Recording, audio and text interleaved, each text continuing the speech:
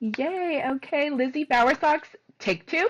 Thank you so much for joining me on Beyond the Boudoir today to talk about all things silversmithing. Go ahead and, if you could introduce yourself, the name of your business. Oh, well, thank you first for having me. I hope you know you're taking my podcast virginity, so this is pretty I am? exciting for me. Yes, you are. Yes.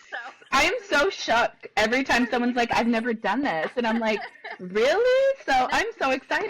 pretty exciting stuff. But yes, as you said, I am Lizzie, and I own Simply Bold Jewelry Design. I am a self-taught silversmith, and I have been full-time with my business for almost 10 years, which is insane to think about. Like, Really? insanity. Yeah. That's amazing. Okay, and just a little bit of background for anyone watching. I love to give the story on how I know my guests. Okay. And so Lizzie and I met through a mutual friend who doesn't live in California anymore, and neither does Lizzie live in, where's Kelly? Chicago, Illinois. Yeah, yeah, Illinois. Because you are in Maryland. Yep. So we all kind of came together virtually and it just sort of hit it off. And that's how we came to know each other. And I've been trying to start, not trying, I'm lying. I haven't tried to start this, but about 3 years ago, is when I thought, let's do a podcast. Mhm. And then my business kind of took off and I don't want to do anything like half-ass. So it just wasn't the timing for it. So Yeah, no, I've I been get that. thinking about all you like really amazing women that I've just kind of met serendipitously. And so thank you so much. That's just a little bit of background on how she and I know each other. Um, but yeah, so again, thank you so much for being with me here today, me taking your podcast virginity. I love that. I love that for you and for me. But I just, love that for me. I know. And you said you're a self-taught silversmith. You've been doing this full time for the last 10 years. Yeah. Why? My first question is why silversmithing? Was it something from childhood? What was it about this trade that made you want to pursue it full time? Yeah, so I feel like I've always made jewelry in some like aspect or another. When I was Okay. younger, it was, like those like string friendship bracelets. And then I actually worked in a jewelry store when I was in high school, and it was an all like handmade jewelry, but it was like beadwork, wire wrapping, that sort of like Oh. medium. And then silversmithing truly came very, very selfishly. I have big hands and big wrists, and I could never find rings in stores that fit my hands. So I wanted to learn how to just make rings for me. And then turns out other people have that same trouble. And then on the opposite end of it too, like women are like, "Oh, I'm a size 4," and they never have my ring size in stores. So it just kind of became something. And also, like, I'm a Sagittarius, I can't do anything half-assed, and like all of my hobbies end up being like somehow a business. So I like it was never going to be a hobby. I don't know why I thought I was going to lie to myself and tell me that it was. But yeah, so it truly started very selfishly, and then it just kind of like I started posting on Instagram and Facebook, and then people that I knew wanted jewelry, and it just kind of became this business. That is so great. I think that's always how it starts out, whether it's makeup or jewelry or anyone that I've talked to. It never has, at least for the most part, started out with like, I'm gonna go into business. This is just something I'm doing for me, and then it totally Mhm. takes off. But that's Yep. interesting. So you said you're a Sagittarius. I know nothing about signs, and it's Okay. not for a lack of like thinking that it's interesting. I'm just like people are like, "What's your sign?" I'm like, I don't know. Um, but Wait, that's can interesting that I you said guess that. your sign? Because I actually Yes. don't. Okay. I'm feeling like you're a Libra or a Virgo. I'm Is a that Virgo. You're a Virgo? Okay, well I was close enough, but Yeah, like, but why? Like, what specifically? Because I feel like some people are just very in tune with people, Mhm. right? So, how would you even? This is such a sidetrack thing, but how would you even assume that about me? Like, what Well, I quality? guess What qualifies me? I don't I don't know what it. People ask me that too because I am pretty good at like guessing people's signs, but I think my best friend is a Virgo, so I think there's just like an energy or like a vibe. I don't know. Okay, My dad's a Virgo, so I've been around Virgos a long time. long time. And I am very much a Sagittarius, and I wasn't into it until maybe 5 or 6 years ago, and I just started reading more about it. I did my birth chart, and it just made a lot of sense for me. So I'm Okay. very, this is very sidetracked, but like, yes, No, I'm no, it's very interesting into to it. me because Yeah. I'm like, okay, she's a Sagittarius. What does that mean? Why? But, someone that takes something and turns it into, and I think it's so funny that you say that because whether or not you're actually trying to start a business, you're just like entrepreneurial then in general. I That's, think so, and I you think know, again, like I don't have a lot of chill. I don't. I'm not a very chill person, so I think it's just I can't do things calmly without telling everybody about it. Like I can't stop talking. I just have to tell people things. I don't know. It's just what it is. no, and that's great because I there are some people that I think the more you get into your career that have said like there are some hobbies that I have and I keep them as hobbies. But in Mm-hmm. today's world, and we're older, I say we're older women, but we're not really. In a fast-paced society, so if it can be lucrative and it's a really good quality product, why not sell it? Why not Yeah. produce it? Oh, the puppies found you. No, it's okay. Um, and but do you have? So you have your. I don't know what my sister is, but you kind of remind me of my sister a little bit. She has all this energy in the world. It's not like nervous or anxiety energy, but she cannot Mm-hmm. not like sit down, but if she's gonna do something, it's kind of like that. So that's Yeah, interesting. yeah. Because like I'm really good at relaxing. Like I'm really good at laying on the couch. Like that. Don't get me wrong. I can sit still, but I can't like I don't know, like especially if I'm really passionate about something, like I'm gonna talk to you about it. I'm just gonna and I'm just like an excitable person. I feel like I've always just been like really positive and just have this like kind of delulu outlook on things. And I think you kind of have to be a little like delulu in order to do business full time, like especially now. Because if you're not like if you don't believe in yourself, you Oh, can't get 100. to. So Exactly. And I think everyone with the social media age, and to me, this is more than just like social media platforms like Instagram or TikTok. That is how it is a marketplace. It's not mhm. just for being social in the sense of like keeping up with whoever you're keeping up with. I feel like Facebook was that. Like that's where all Yeah. my family is. Yeah, exactly. Yeah. Um, Like I'm not gonna post on Facebook what I'm gonna post on Instagram because my dad's over there, and like I'm not trying to, like I'm not. we're not trying to show him the boudoir that I posted yesterday. Exactly. Dude, so many people No. were like, who is that? I'm Oh no! like, Like my parents fully know that I've done boudoir. It's not an issue, but it's just like I'm not gonna post it freely where like my uncles and my like family friends are gonna where it's see. like oops oops like yeah, it's Right. I totally understand that. Right. So silversmithing Mhm. totally sounds like my sister would probably say that's such an old word, right? And I'm Oh. like, but like especially I think when I think silversmithing, quite honestly I think Orlando Bloom, Pirates of the Caribbean, like Okay. you know what I mean, and not Yeah. like when I Yeah. heard that you were, but I think Mhm. we talked a little bit about it yesterday. Is it like as far as being a female and being a silversmith, what does that look like in your worlds? Top to bottom. So Like I'm a female and this is I guess you said primarily a male dominated field. I think it definitely used to be like all those like old time jewelers in New York City, and like they were very male dominated trade. Johnny Depp would be in like parts of the Caribbean. That's more blacksmithing than silversmithing. Blacksmithing. See, I'm like Blacksmithing, I'm going to learn today and I'm going yeah, to soak it up yeah. So silversmithing, metalsmithing, if you will. I choose the term silversmithing because I primarily work with sterling silver, with so that is silver. Okay. the word that like resonates with me, and I'm doing old techniques of annealing silver. I'm quite literally like rearranging the chemical makeup of silver by taking heat to it, like you're making it softer so that it's more pliable for you to work with. So in my world, it looks like me by myself in my studio upstairs, like making jewelry all day, tinkering around. But it definitely is a trade, but there really isn't, at least in my area, there was not somewhere I could go learn this trade. So I had to teach myself because back 10, 12 years ago, it just wasn't an It's not option. somewhere, especially where you were, it wasn't accessible to you to take a class or No, to, no. oh, okay. And I think the thing now that I'm especially learning, I'm so glad that I'm self taught because from the classes that I've seen available now, you're learning the style of the person who's teaching Who's you. And I'm teaching? like able to develop my own style by not having an influence of like a teacher or a mentor.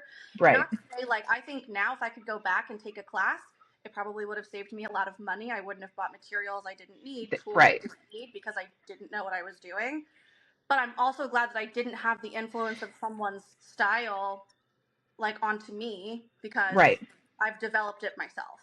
Right, exactly. Yeah. Now, and I feel like, 10 years later, if you were to take a continuing education class, because I personally just believe in continuing to educate Mm-hmm. yourself and growing in your craft, would it be easier for you to take a class now, or even just like watch a YouTube channel or something? Would it be Oh able yeah, to take something and learn it and apply it with your style? definitely. And I feel like I think I also agree. Like I love learning. I truly believe in like lifelong learning, and I don't think that anybody is ever going to be capable of saying that they've learned everything that they can Everything, per right, trade.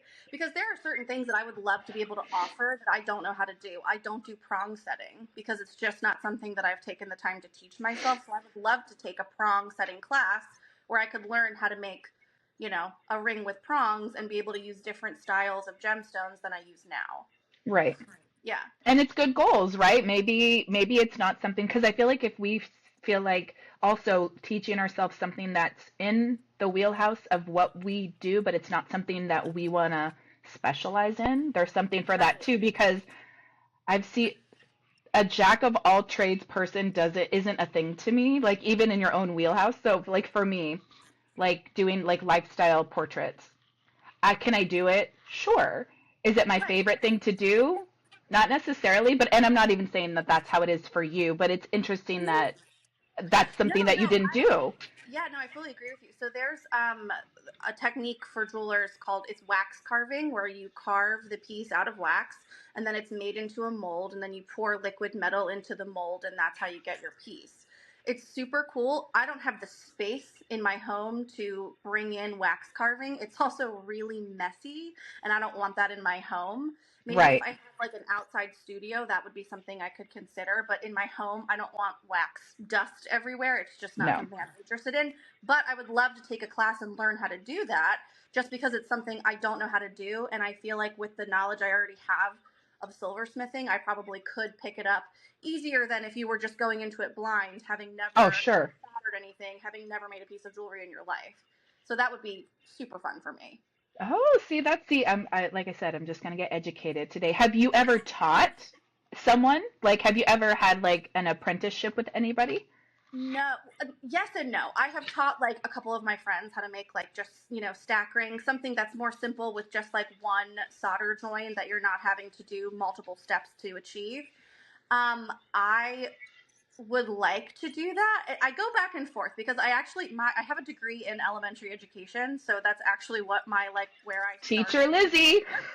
a long time ago. Like I have an associate's degree in elementary education. I didn't continue with my education because I was wanting to do jewelry. Hmm. Um, so I think I would like it. Again, like my studio is not necessarily set up for teaching. I only have one set of everything. Like it would require a little bit of maneuvering and a little bit of Investing on your end if you wanted to really be able to provide definitely. all of that.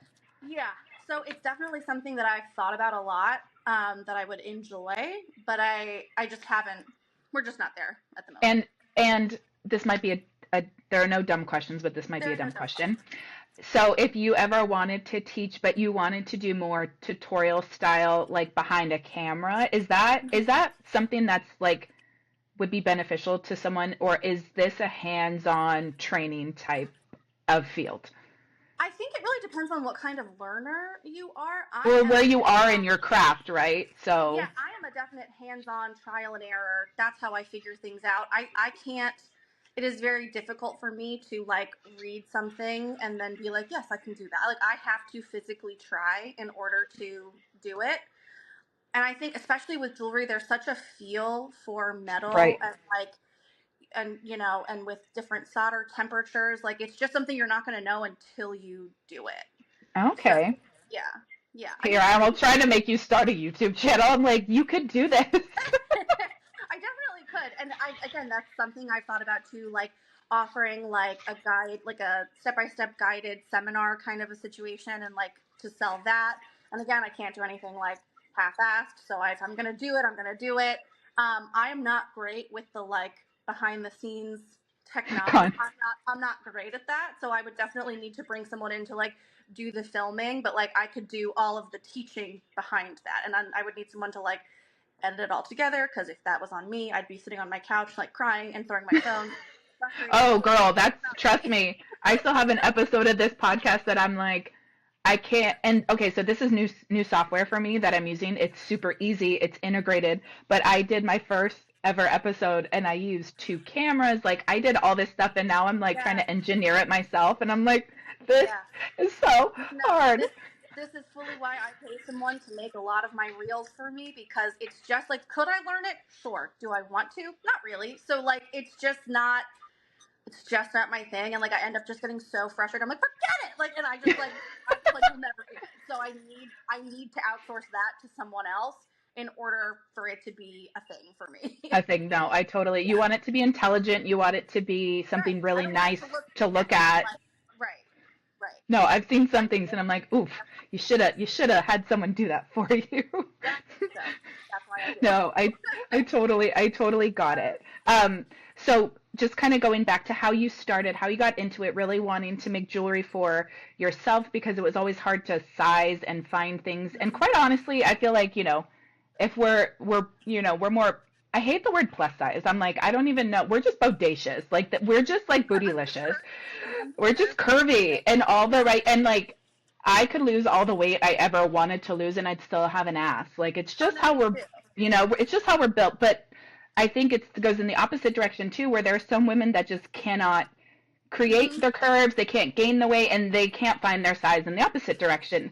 Do you remember the first piece of jewelry you ever made though? I'm so curious. I do. So I initially set up when I first started, like just teaching myself and learning how to do silversmithing and metalsmithing. I lived at home, so I set my first studio up in my parents' basement, and no one was home. Like my parents were at work. I'm in the house by myself, and I made like it was just a stack ring. It was just like a simple silver hammered stack ring. But I was so excited. I like ran upstairs and I was like, "There's no one here to celebrate! There's no one here." Like I am having a moment here and nobody's here to witness. Do you still have it? No. No, did you sell it or is it just something that disappeared? No, I think I probably scrapped it because I send all of my scrap silver to a company that just reimburses me for the metal. Oh, okay. So I think I probably just did that. I don't know. It was so, and I also moved from my parents' house to this house, so I don't fully remember where it went, but I probably just scrapped it because it was not well made. Like it was not well done, but it was exciting at the time. That's so funny. That's so funny. Okay. Let's deep dive. So I have my notes here. Let's see. Okay, I'm gonna take a sip of water while you do that. You take a sip, girl. I'm like, here I am with my coffee. I'm gonna be so wired and so jacked. So I take it from you feel like a very artistic person. Is that important to? Have you ever like? Because I know you do. I don't say pop-up events. Like when you go, if you go to a show to sell some of your jewelry.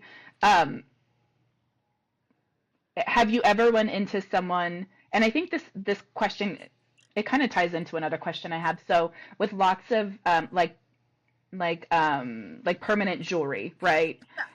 And to me, that's kind of like, I mean, no offense to anyone, but to me, I feel like if you wanted to be someone who did permanent jewelry, it's like a business in a box, right? You could probably just purchase something from a company that does this. Have you ever, like, is there beef there? And I'm not even trying to bring drama into it, but if you go to a show and you are selling pieces of jewelry, and you see, a cute, I don't even, home interior is like, that's like the old like brand of like stuff my mom used to Tupperware parties and stuff. But is there any sort of brand out there? Or like, what is the other? I can't remember, but there is another brand that was like MLM, whatever brand of jewelry that I would see at these art shows. That it was like when I was applying, it was very big, like all handmade. Everything we're gonna have is handmade. And then I get there and there's this like obviously not this very like MLM company, which for those who don't know, multi-level marketing, it's when, you are a sales rep for another company. I really Right. don't know when people Thank you call so much. I was like, what am I trying to call this? So yeah, like, and I'm not. I know some people that they are, permanent. I don't even know what you'd call them because I'm like, but you're not really like. it's not really necessarily a jeweler. Like you're offering permanent jewelry as like you're not really making. You're buying chain. You're measuring someone's wrist. You're selling. Right. And nothing against it. I have permanent jewelry on currently. Like it's nothing against it. It's cute. I like it. It's fun. But it's not. You didn't have to do a whole lot to like Yeah. teach yourself how to do that.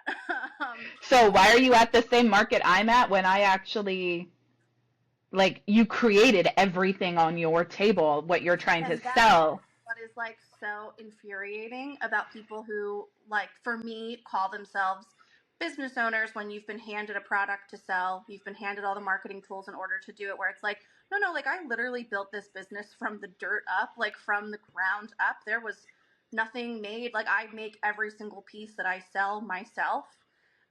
So there definitely is like I've never like confronted anybody or anything, but Right. when someone's like, "Oh, I own a business too. I sell blah blah blah product," and I'm like, "Nope, no, you don't. Like you sit It's like 20 to me, years." it's like when someone's saying they're selling paparazzi jewelry, right? That's like literally costume jewelry, and I'm like, like to me, it's just it's it's another, and I swear, like people are just gonna hate me after this episode, but I think it's good to get into some of these things that it's like the biggest elephant in the room, but nobody ever like talks about it.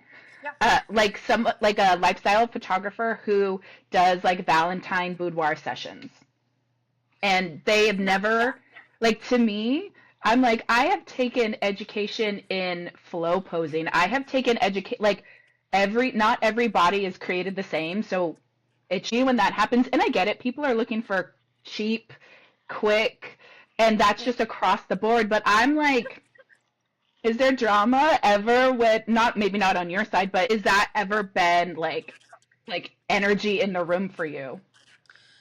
Yeah, definitely. I don't really do a ton of like shows anymore, just because Hmm.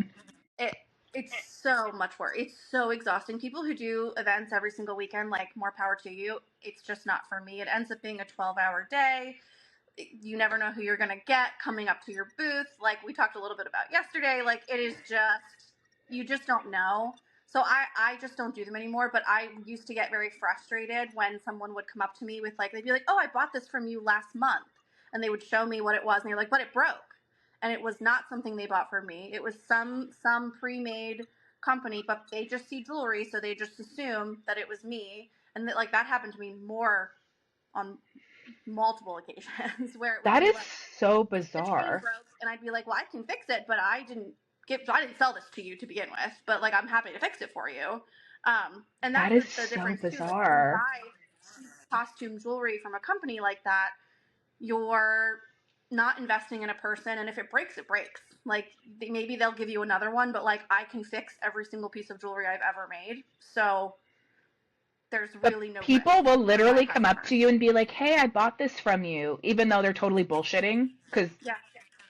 people are No, I think they weird. just see jewelry and they just assume that it was me, or they just see a woman and they're like, "That has to be her." Like, yeah, that hasn't happened in a while, just because again, I don't do events anymore like I used to, but it used to happen frequently. Dang. So you primarily sell all of your stuff through a website or through your social media platforms, or just Yeah, word of so mouth? I Like, how sell. do you? Okay.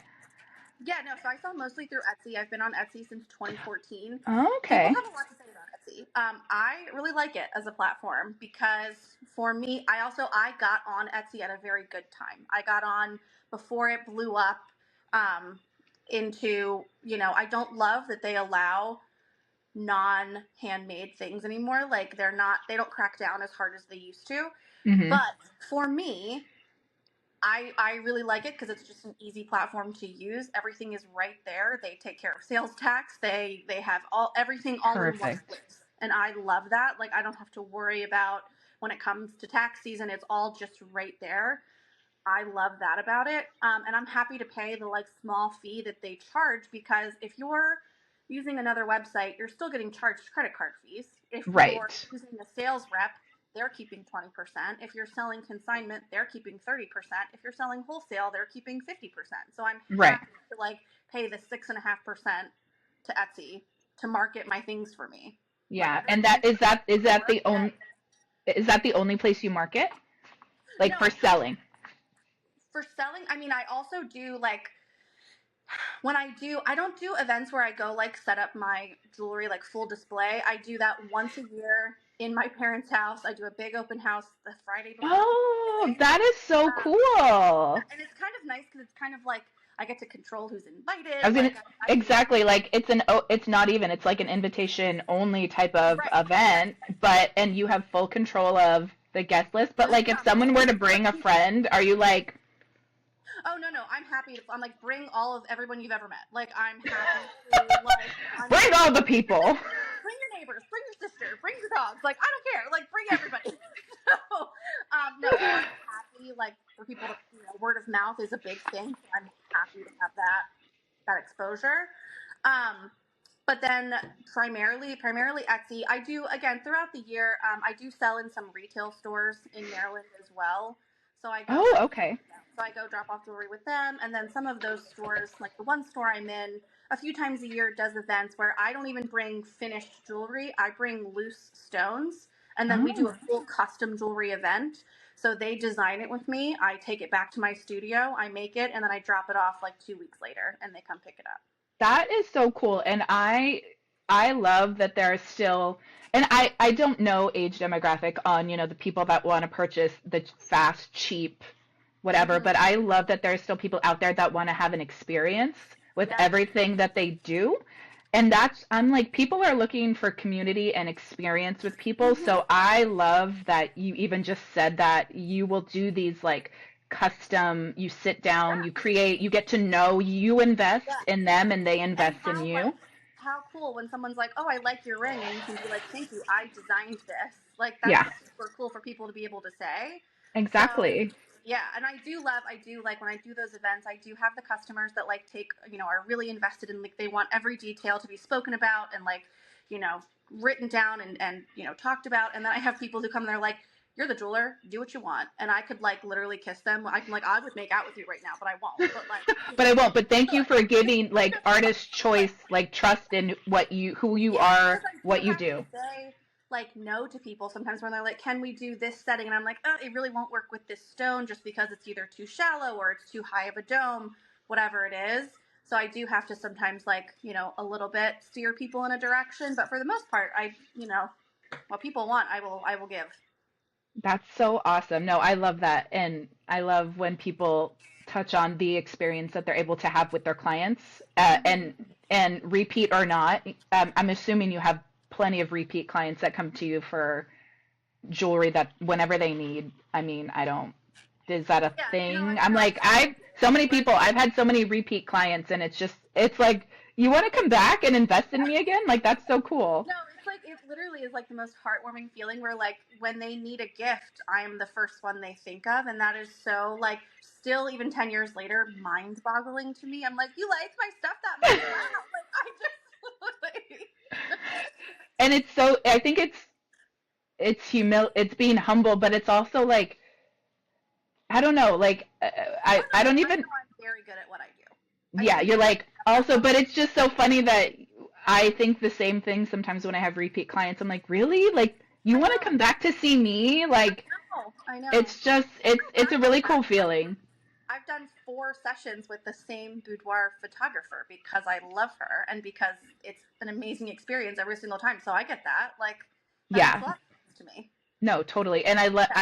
I hope we can get, well, with the economy and everything, it's trying to get back to where people can actually afford an Yeah. experience and an investment in the Mhm. experience. Because you get to a place in your business where you're not chasing the clients anymore, where you're just networking with everybody and you'll take Yep. whoever because you're trying to build your brand. Mhm. So that's, and also getting to that point where you can say no and it's really okay that you Mhm. say no. So Yeah. that's amazing. But I wanted to touch, so you'll do once a year where you have an open house or you'll go do events Mhm. where it's customized. I have to bring it back to the male dominated industry. And we talked a little bit about, like who we are as women and like this, we're plus size or we're whatever. What is it like for you just in this industry that is male? I can't imagine seeing a man at some sort of an event being like, I'm a silversmith. Like, I don't know any silversmiths. All the silversmiths I know are female. So I don't even have that in my head as a reference, but I you said it, and I'm like, it really yeah. is? I don't think it is as much anymore, but because like again we're using that old timey word silversmith, I think in the community like of men, I think they just assume that it's like a male dominated, and I think too like being in business in general, Mm-hmm. I think is a more male dominated field. Like you hear about more male entrepreneurs than you do female. Again, now it's like really evolving and becoming something new. But I mean, this is just an example. I was doing a craft show one year, and the craft show had hired a photographer to like go around and take pictures of the event to like post on their website for future marketing for like the next year. My ex-husband was with me just hanging out in my booth like sitting in a chair, and the photographer came up to him and was like, hey, here's my link to my website when you want to see these pictures for your business. And he was like, oh no, my wife is the one, she owns this business. I was just here to help her like set up and unpack and do all of those things. I'm her booth Like, bitch. Like, exactly. And this photographer was like, oh, I'm sorry, and like came up to me instead. And it's just that has happened on more than one occasion where like if my ex-husband was with me, people would just assume. Even now, my boyfriend lives with me. I own the house that we live in. I've lived here for 8 years. He just moved in with me a year and a half ago, and like salespeople will come to our door and like just assume that he is the homeowner, and he's like, oh no, hold on, my girlfriend is the homeowner, like let me get her. And it's just the assumption that when they see a man, they're like, you must be in charge, like you must be here, and it's just not the case. when you're like, I don't know, I'm in charge of my own life. Like, I don't know what to tell you people. I know, I know. It's like, yes, I am capable of also making decisions. So, Oh yeah, my gosh, that is so yeah, funny. Um, but I want to touch on what we talked about yesterday via text yeah. because it was just like, what I want you to be able to, you were like, I got so much to say about all of Oh, this stuff. So male dominated may or may not be true anymore, which I'm kind of like, if you can do it, I can do it. Like, that's great. But right. like, what is because this is Beyond the Boudoir, I never wanted the podcast to be so, like, it was never boudoir was the topic, but we just have that in common. Yeah. And to me, when I did my boudoir session, it was all about, I actually had come into newfound power because I lost a lot. I did a lot of work and a lot of digging on why certain aspects of who I was. Why was I this way? Why did I gain all Mm-hmm. this weight? Because I knew that it was a sad place for me, right? And that may Absolutely. not be true for every female. Um, Mm-hmm. but I lost a bunch of weight, but the weight loss was just a byproduct of all the work I was doing. You know what I mean? Exactly. Yeah. So when 100%. people are, I get irritated in all kinds of ways with people, but my boudoir session was such a celebration. And I look back and I'm like, that is such a good progress photo. Like, because I'm not what I was 2 years ago either. So in your industry, you speak about it on your page, and I'm like, you go, girl, about just being, a more bodacious female in the Mm-hmm. world, period. But do you get lots of Just weird like the interaction with beginning. clients, customers, random people that aren't even purchasing? Like, I don't know why people feel the need to comment on anything. It's really interesting. Yeah. So the I had a man. This was actually when I was working at a jewelry store. So I wasn't even running my business yet, but I was just working there. And I was, I think, like 19. I was not. I was really young. And this man came up to me and said, "Could you please try on this necklace? I want to see what it looks like." And that wasn't like a crazy request because like men don't. I'm like, yeah, sure, of course. So I put it on, and he goes, "Yeah, my sister is very plus size, just like you, so I needed to make sure that it would fit her." And I was just like, oh, well, Uh, I think you'll be fine. Like, I was like, okay, like, okay. I'm trying to not like be an asshole back to you, but Right, because it's like the way that you can say like I again think of myself, like I do think of myself as a plus size person, but I don't think of it as a negative. And the way he was saying it was 100% a negative connotation of the phrase. right. And then I had another time, this older woman, she said to me, she was like, "Can you please tell me your ring size? Because my granddaughter has such puffy fingers just like you." And I was like, okay, there's a different way we can phrase this, but like, okay, sure. And See, to me, yeah. No, keep going. I'm so sorry. no, I remember she texted. She was like, "I'm gonna text her." I was like, "Why don't you just ask her what her ring size is? Because she might know it. I can't guess someone's ring size because you think my hands look like hers. Like that's Us fat people might run different sizes too. exactly. Like She what? might not have plus size hands. Like she might not carry her weight there. I don't know." So she ended up texting her granddaughter. Her granddaughter was a size 11 ring, which is the size that I am as well. So I showed her some options, and she was like, I'm going to buy these size 10 so that I can hopefully encourage her to lose a little bit of weight." Oh my God, you're gonna guilt gift? And I literally said, I was like, "Oh, I don't really even feel comfortable telling that to you if that's what your intention is behind it." Because And this she is was my like, beautiful piece of art that you're giving "Well," this she person said, "you're now? going to make Like, someone feel bad about." And she was like, "Oh, it's not a bad thing. Like, she's trying to lose weight anyway." And I was like, "That's great. But if her ring size right now is 11, then like that's what you should be buying her. And like come back and buy her a size 10 when a size 10 fits, if it ever will. She might not lose weight in her hands. You know, like I just don't." I don't know how to steer this conversation right now. Yeah, it was wild. And then just even the the one that I texted you about yesterday, I had a man probably in his 50s come up to me at my booth when I was maybe 21 or 22. No, I was 22 because I was living here. But I was set up in Annapolis, you know, in Maryland, like setting up at this event.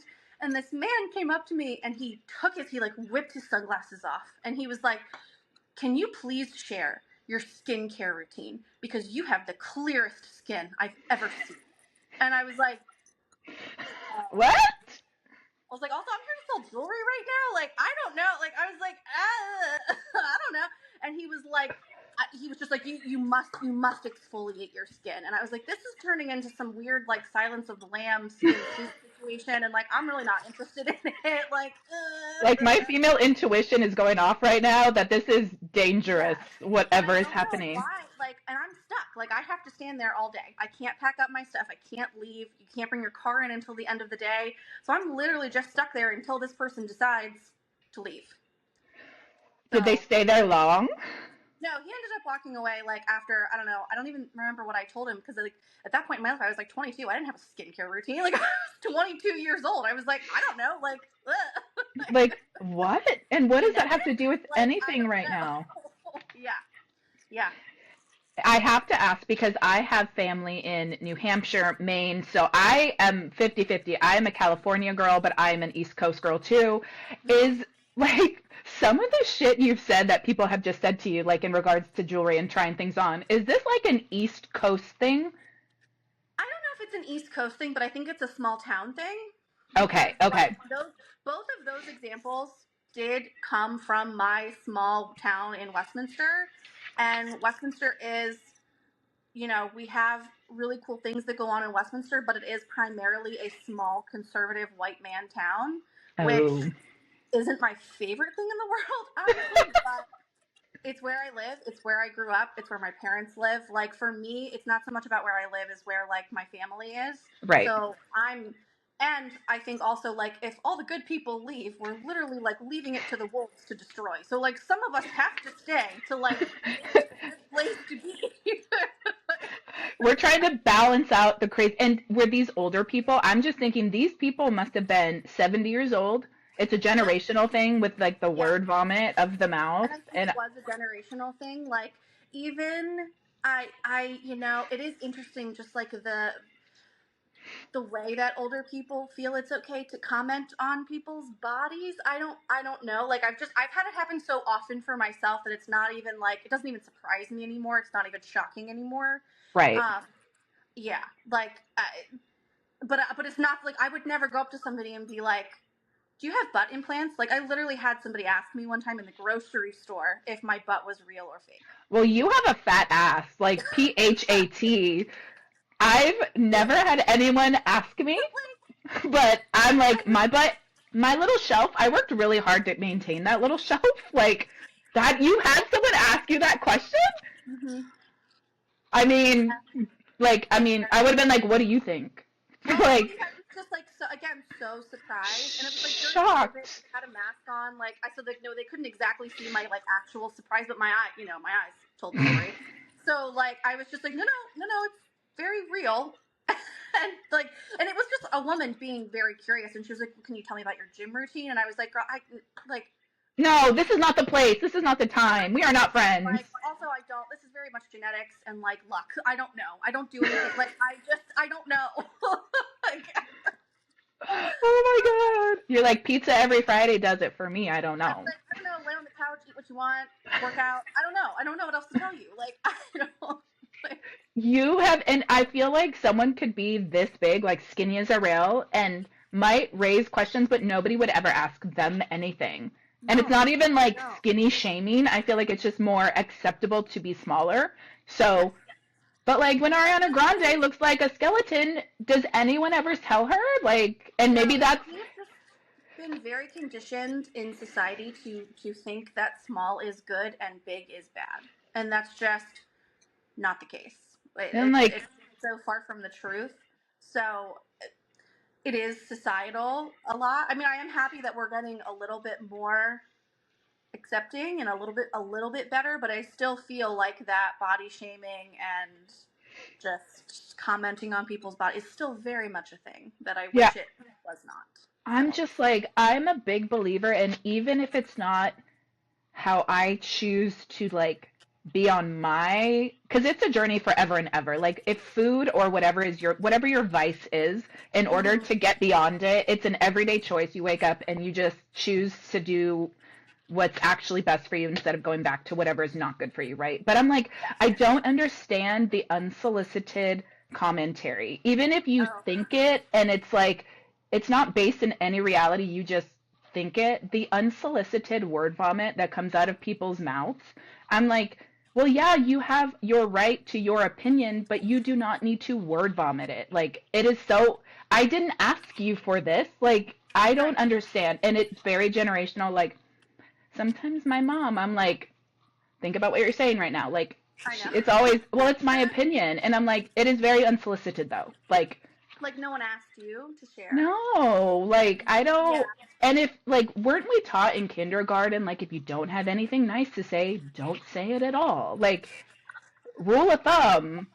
The 10-minute rule. Like if someone's hair is obviously looking crazy and they can fix it quickly, go ahead and like, hey, your hair's all over the place. Like go fix it. Like if it Yeah, can be like, fixed in 10 minutes or less, then you can say something. Like if if it's a someone real problem, like, like if somebody has a stain on their shirt in their home and they can go change, like yeah, tell them and go deal with it. But like I can't lose 50 pounds in 10 minutes, so that's yeah, not something. And even if I did, I'm always gonna have hips. I'm always gonna be just larger, through the thigh. It's just how I am built. So yeah, and I think that's another thing. Like even if I had to learn too, like even if we all ate the same and exercised the same and did everything the same all day long, like we're still all going to be built very, very differently.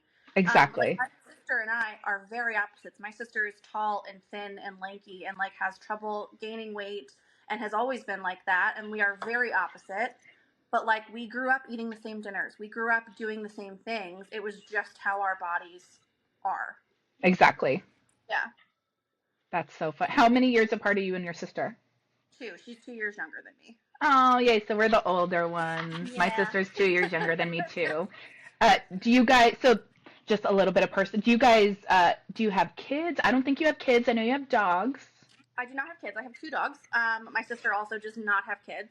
I love Um, that. yes, I think I yes. love it because I have two kids and I was like my friend group, and I mean it changes over the years, right? But we all got married real young and had kids real young. And for me, like when I was in high school, I'm a theater major. That's like what I wanted to move to the East Coast, and I wanted to go to school, and I wanted to be in every play I could be in. Okay. Maybe get married, but kids were like never, not that I Mm, was like anti, but it was just never on my mind. But small yeah. town, right? And it's not even to diminish the value of a husband or a wife or kids or family, because I think that's all wonderful, but it was never something I felt like I could say out loud. that I didn't want. I didn't Oh, necessarily, I didn't interesting. not want kids, but it was never like, I want the house and the husband and the kids. Interesting. That's so. It is really fascinating how things just like happen because I also got married very young. I was 23 when I got married, and then separated by 24, divorced by 25. So like didn't pan out. But I always wanted to like get the house, get married, have kids, and like I did two of those things, and then I Right, didn't end up having kids. Like thankfully with him, right, um, that would have been a disaster. So I'm really glad that that didn't happen for me. But now that I'm 30, I'm so glad that I have waited to do those things because like not that having kids young is a problem. Like a lot of my friends did the same thing, got married, had babies, did all, and they are loving it and thriving and having a great life. But for me, I'm just really enjoying this season of life of like having my house, having my boyfriend live with me, our dogs together. Like I'm just really enjoying that season. So, and like I hope to have children one day, but it's not so much of like a pressure as I felt before. Like I right. felt like before like getting married, it's like, okay, now you have kids because you're married. Like it's It's just the like, next question. Like, can you just let me soak up yeah, what I just did a little bit, please? exactly. Exactly. So Yeah. you would like kids eventually, maybe not. If it happens, it happens. I Yeah. don't understand why, you've been your own boss for 10 years and, thriving, and that is not celebrated as much No, as it's not. like you say you're getting married and they're so happy for you. And I Yeah. don't even necessarily think it's like they're happy you got a man, although that's in there a little bit because I'm not anti any of that. I am married. It's not anti, but I Right. think there's something to be said for people that just aren't ready when they're young because you're still figuring out. 30 is a Dude, great. I love 30. Like 30, you I know who know. you are for the most I'm part. really loving 30. It has just like been the best. Like really like 28, 29, 30 have all just been so great and it's because I feel like I really feel like myself and I've just Right. really come to terms with like I love the body that I live in. The body that I live in does so much for me and I'm the only one who lives in this body so therefore I am the only one who gets to have an opinion. And it Right. took me a really long time to get there and like I'm so glad I got divorced because it showed me so much about myself. I mean, I did years and years of therapy.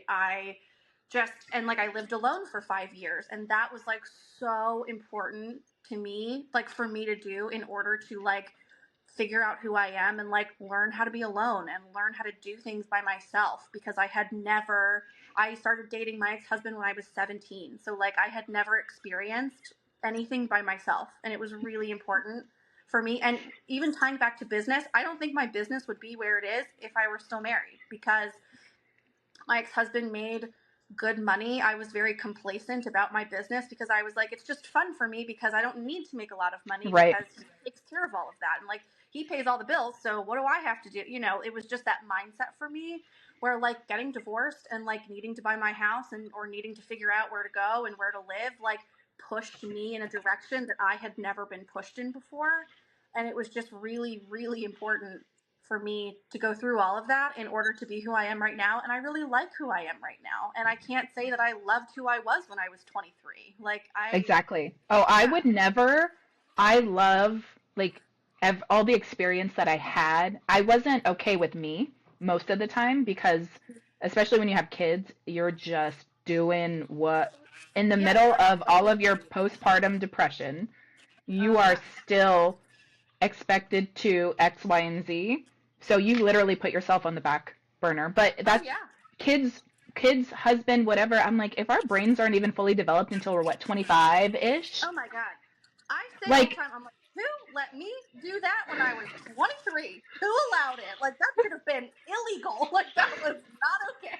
and I feel like, we feel so much more deeply when we're 16, 17 because hormones are just on high alert. You are so much more in control of your Mm-hmm. emotions because I don't necessarily believe in making any decisions when you're emotional, one way or the other. I think that's bad. Mm-hmm. It's like you are so much more sound of mind when you're older to be able to Yes. make really good decisions. And if you're not whole, how can you compliment somebody else in a Like marriage? Like, it's the same thing. Like you put your own, gas mask on first before you yeah, can help other people. Like if you're not good with yourself first, like the way I always look at it is like if you're not good by yourself in the dark in your living room alone, then like you are not good at your highest point being celebrated by other people. Like you have to exactly. be good when no one sees it, or you're not. Yeah. And Or, it's really hard. And like it was really hard for me to be good alone. It was really hard. But I wouldn't change anything that I went through because it really forced me to like grow up and it really forced me to like stare the problems of myself head on and be like, okay, we got to work on this because this is not it. Like this oh, exactly. cannot continue like this. I still have like grown women in my, family or friend group, and they would rather, like, they can't be alone. And I'm like, I love being alone. And I don't even mean like on a Friday night when my kids are somewhere and my husband's not. Like, I am so okay just like with Yeah. me and I being alone. And I don't yes, get the I can't be alone. I don't get it I at do all. get it because it used to be me. Like I used to really fear being alone. But then when I remember my therapist telling me because I was like talking to her. I was like I can't be by myself in my house when it's quiet. Like it's too hard. It's too hard for me to just be in silence by myself. And she was like, "You're gonna have to practice. You're gonna have to practice being lonely." And so I And was like, nobody "Oh, teaches you that in school, right? They don't teach you how no, to no one balance a teaches you checkbook. They how to don't like teach you how to do yeah." anything actually like helpful. I'm Right. like, but if So we I could, remember yeah, Yeah, so I remember like during my divorce, I went just like out with friends a lot, or I went to my parents' house. So my parents live a mile and a half away, so I like if I didn't have plans, I'd be like, "Mom, can I come over for dinner, please?" Like I would just like go sit somewhere else. But then like I remember one night my mom texted me like, "Hey, like are you coming over for dinner?" And I was like, "No, my therapist said that I have to practice being alone, so I am practicing right now." I was like, "No, I'm practicing being by myself." Like, like but it was so true. Like I just didn't know how to do it, and like I lived alone for 5 years, and I freaking loved it. Like it was the best time. I absolutely love that my boyfriend lives with me now. I invited him to live here. Like it was, right. I love having him here. But there are days where I'm like, oh man, it was really nice when it was just me. Well, it's a lot. I think it's taken very lightly, the idea of like moving in or marriage or whatever. Like you are responsible to some degree for this person's emotional happiness, well-being. Like Mhm. if you're investing in a partner, right? You take that role on, and if you're not ready to do that for you, you're Then you not can't. ready Yeah. to do that for anyone. But yeah, there are times when I have told my husband, I'm like, I love my Carrie Bradshaw for it. Sex and the City is my show, where she had to tell Aiden, like, I just need you to not talk to me for 45 minutes. Like, Oh no, yeah, there have been time like pretty much our routine. Like my boyfriend comes home from work, takes a shower, and then he goes down into the basement, which is like his space, because like he needs alone time too from being at work all day. right. And I'm like, good, like stay down there. Like I'm just like stay Good. in your space. Like, I and love like you he from goes away. afar.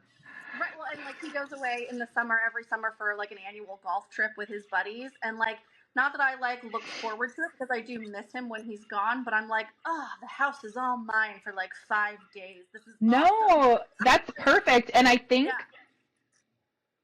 it's not something we say out loud just because why, unless there's a reason to, but really, I feel like when you own your side of the street or your truth or what you need and you actually say it out loud, Yeah. it's not so scary anymore to say it. Like, and because you don't want to offend anyone by needing your space. Right. Like I don't Everyone want to. needs space. Like No, it's everyone like I needs don't want to space. hurt anyone's feelings or like have people think that I'm not like madly in love with him because I am. But like I go to the beach with my girlfriends every year too, and I'm sure he is happy to have this place without me. Like I am sure he is like happy to watch TV without me chattering in the background. I'm sure he's like thrilled about that. So I get it. Like we all need that time. I can remember when I was living alone. I like dropped by my parents' house one time and my mom was sitting on the couch and I was talking with her and she just seemed like annoyed. And she was like, "I'm sorry, this is just the first time the house has been empty in a really long time." And I was really enjoying just like sitting on the couch by myself. And I was like, "I got it, I'll leave. Goodbye." Like, and I just like, I was like, "Have your alone time, girl. Goodbye." And I just left her there. But that's so great for her to be able to just like say it out loud and like I'm not even sorry, like I was just enjoying a moment and you're like, got it. Yeah. Like that's fine. Not Yeah. even taking it with offense. Not even like, look, I got you. That's fine. Yeah. Like sometimes my boyfriend will come home from work and I'm like watching my reality TV that he doesn't want to watch and I'll be like, "Can I just talk to you after my show's over cuz I was just really enjoying my like 60 minutes of my like crap TV by myself." And the beauty of living together is I get to see you every day. Mhm.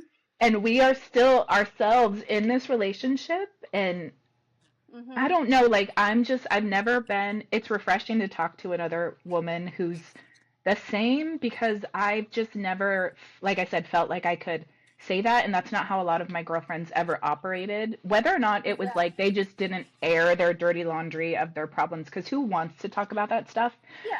But I'm like, can we make it normal to talk about all the shit that bugs us that we're all actually seeing eye to eye on, but nobody ever says it? Like, I Yeah. love, and No, I've I been with my husband since we turned, we were 17. So I've been with him, and I feel like, they say the 7 year itch or whatever. I'm like, it wasn't year 7, but we went through it. And I think yeah. there's something, I just took very seriously my forever. And when women are done, you'll know it. You know what I mean? Like when Oh we're yeah. done, we're done. But Oh yeah. I look at him sometimes now and I'm like, could you imagine if like we decided to give up? And it's not like not give up, just like we didn't exhaust all of our options to really save this. Yeah. Like I look back because I'm like, if divorce was it, that's great. Like some people, there's nothing to fix, there is nothing to try and Mhm. save. But Yeah. I'm just It's like like, nothing to fix. Like yeah. And you guys had longevity because you were together, you said 17 too, right? yeah. Mhm. Yeah, and I think Yeah. the idea of forever at 17 as a girl is like we don't have perspective to be able, No. like we're 30 now, like if I could tell 22-year-old me, maybe you should wait. But Yeah. I, for Oh. me also like dealing with my own weight and issues that I was having, I remember thinking to myself, what if like nobody else wants me? Oh, Not I that know. he, I right? 100% Like, the same and way. I remember telling him Yeah. that, and he's like, so did you just settle? And I'm like, no, that's not even it. Like, you were the one, like, you're the one. Like, you were it for me, but I didn't love me enough to think that if you didn't want me and I Oh didn't get no. better, Yeah. who else is gonna want me? Like, 100%. When my ex-husband, when we separated, I literally remember thinking like, well, I'll never be with anybody again because right? Which that's is like, to me, which is it's like, so crazy. Like it's so crazy that I crazy. let myself think that and that I really like believed that because like that's just so silly. Like and when I think about it now, it's like I'm a really cool person. Like I'm really fun and I bring a lot to the table. Like, yeah, of course a lot of people would want to be with me. And it's just like not the thought that I had at 23 when I was separated from No. who I thought was forever and and it's just crazy because when I was getting married I never even paused and like asked myself like is this really the kind of person that I I want want to to, be with for the rest of my life or are we just doing this because we've been together for so long right. like that and I never even like stopped to think like is this it is this the person I want and I think like for me being divorced made dating a lot easier and like being with my boyfriend now it's like I'm very confident in like this is who I'm going to be with because I fully ask myself like he has the personality traits and like the things that I want in a partner that I didn't have the language to ask myself when I was 23. Oh, absolutely. It's so different. I'm like, I could, if I were single, I could speed date so well. Like, I always thought speed dating was so stupid. Like, it is, I think when you're younger, it might be a little silly, but I was like, does he file his tax return? Does he, like, girl, there are so many questions that I'm like, if I know. you can't say yes to this question, no. Yeah. Like, and it's not even, like, to me, that's a fair question. Like, When's the last time you filed your taxes? If they look at you like Yeah. they have no idea what you're talking about, he ain't the one. Yes. Do Like, you have a place where your mail comes to? Like, that's like, you know, like, is your mom still on your car insurance? Like, what's the year, make, and model of your car? Like, right. just No. things that I'm like, might have been adorable that it was a crappy little putt-putt when we were 18, 19, 20, but now that ain't cute, girl. Like, it, No. I'm like, No. no, not at all. And Yeah. I have younger girls that watch, I only have one episode up. What am I talking about? But when I like rant about things, and I'm like, I just want to bring, I felt like I had the older women in my life were like my older family, like females. Yeah. Me And too. it was Yeah. I am half Mexican. So Okay. it's tradition. It's what you do. And Mm-hmm. kind of like it sucked for me, so it has to suck for you. Like, you know what I I mean? Like, I went I through agree. this, It's how and for me. So like now you're gonna. It's almost like the rite of passage. Like I yeah, went and through it, so you are too. I'm like, what about breaking that generational curse of bullshit? Like, where did that go? And not that it was ever intended necessarily that way, but that's kind of how I always felt. So Mm-hmm. I have lots of, I still feel 20 something. I think our body ages, but we're still the same soul that we've been Mm-hmm. forever. But I think it's important to give perspective and equip women to have the thoughts that they have. Because if I'm thinking it and you're thinking it, they're all thinking it. So, I really think like you know, my boyfriend has like younger nieces, and I just and like you know cousins, and he has a really big family, and I see some of these girls like doing, and I don't want to like say anything negative in case they no. listen, but like, and it's not that I'm judging them because I literally did the same thing, but I see it and I'm like, oh God, like this is the path to divorce. Like I'm just like this is not it. Like, like and it's just like I see them feeling the insecurity and like the not feeling good enough and like not feeling enough on their own, which is how I felt too. And I just like if I could give anything to like tell like just yeah, it's just like please just like wait and like love yourself and learn yourself before you give yourself to another person legally and permanently and like Legally, because it's real easy to go say I do, but it's a lot messier to say that I and it's don't anymore. really it's really expensive. Yeah, So like if I can save you the lawyer fees, I will. you're Like like, you know, forget the emotional side of things, although you tackled I that, and I'm know, so proud of you for that because, like, to me, like, the weight loss, like, I never felt like healthy yeah. Mm-hmm. mentally, like, and physically. So for me, like I said, people are always like, but you were so pretty before, and I'm like, thank you, whatever. But the weight loss is the But like that's not what byproduct. it was about. Like It yeah. wasn't. I mean, I don't want to have a heart attack when I'm 30 years old. So, and Yeah. everyone has different medical issues, right? So for me, it was like, I don't even want to be smaller. I just want to like look at myself and like love who I see. And I Mm-hmm. don't do that right now. So I'm like, I could probably lose 20 more pounds. But Mm-hmm. why? Like, not even why. Like, because sometimes it's like, okay, if you're going to run a marathon, you got to train, you got to whatever. But Sure. I'm like, I love who I see every single day. And Mm-hmm. that's the magic. Like, so for younger girls, it's like, that they lack the perspective because they're not 30 yet or they're not Mm-hmm. whatever. So it's like, And let me you give you haven't some done it. perspective. And that's why I know. that hopeless feeling is there because you really don't know. So you make rash decisions based off of what you don't know. So let us tell you it's I going to know. be Sometimes okay. let me help you. Let me help you. And it's like, but I feel like when I don't know, I think I took to heart a lot of like what my mom or my aunts or people that actually like influenced me had to say. And it's like I still made my decisions. So it's like make your decisions Oh, and not in an I told you so way, but I never had people mhm. telling me this. And I wish somebody No, would have and said, I no, me too. I remember like I got engaged when I was 21. That's insane. Like that's so crazy to me to think about. And I remember, like I asked my mom like after I was separated and like getting divorced. I was like, "Did you think I was too young to be engaged?" And she was like, "Oh yeah, of course." like, And I was like, "Why didn't anyone say anything?" And she was like, "Elizabeth, my mother, like Elizabeth." She was like, "Elizabeth, like you were gonna do what you wanted to do, regardless of what I had to say." And I was like, Yeah, I guess so. And even like after I got divorced, my a couple of my neighbors were like, "Yeah, it just like it kind of didn't make sense because you're just so outgoing and like happy and chatty and like talkative, and he was just not that way at all. He was very negative and like didn't like to talk to people and like wouldn't say hi to the neighbors. And like I remember my one neighbor was like, "Yeah, it just like it didn't seem like you like he seemed like kind of a dick, basically is what he was saying." And I was like, would have been nice if somebody had clued me into this while I was Like, in this marriage, but like right? nobody told me. Nobody said anything. Everyone has something to say until they don't. Like, why didn't anyone tell me? Exactly. When you're this My mom was close like, to it, yeah.